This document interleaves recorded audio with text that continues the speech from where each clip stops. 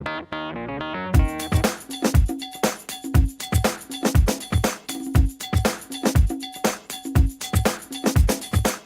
tu se već razgovaramo o ozbiljnom novcu, ne, kad se to sve zbroji, mislim, to je već nekakva milijardica i pol, ne? Ovog, kako se naš zove, Pupovca i ove... 5 stranaka koje je predvodio Štromar dobilo je 31%, ne 3%, 31% manje na ovim izborima nego na izborima. U prvom krugu izbora za Štromara je glasilo 1100 ljudi manje nego za stranke koje je predvodio. Dakle, ni njegovi vlastiti ga ne žele. Pod mentorstvom Vesne Pusić izbačen sam iz stranke koju sam stvorio. Tko je to učinio? Upravo Štromar i ekipa u Varaždinskoj županiji, ne Međimurje, ono je glasilo jednoglasno protiv. Ovi ljudi, ako smatrate da je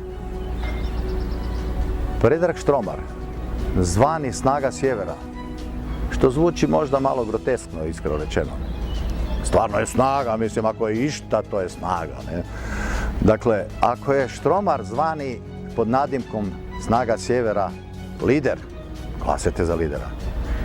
Ako je nesposobni uhljeb, nemojte. Ako smatrate da sam ja uhljeb, glasajte protiv mene. Ako smatrate da ima neke rezultate i neke karakteristike, neku viziju, neku energiju koja može štititi vaš interes, kao što sam ga štitio i 1991. u ratu, gdje Štromara vidio nisam, i kroz sve ove godine glasajte za mene. Gdje je ovaj? Ko će JPP? Šta? Nema ga? Kaj? Neću pijeti, on je hoće JPP, nekaj mi sad učiš kaj ja hoću, ne? To vam je to, ne, mislim, Veli mi nečakinja da je veli, prijatelj veli, pa čuj, jesi ti osjetila ikakav pomak na bolje ovih 100 dana koliko je vlada, ne? Nemojmo na pamet bubati, ne? Pa ni pitati, ne? Hvala.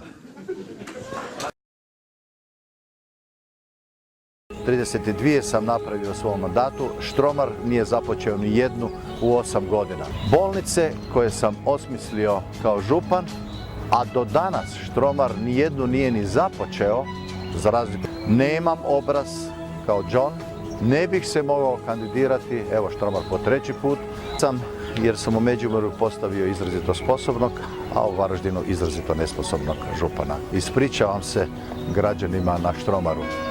Ispravit ću to. Autoritet koji imam proizlazi iz činjenice da je moja jedina ideologija kao župana interes građana ove županije. Borio sam se za taj interes za razliku od Štromara i 1991. i svih ovih godina.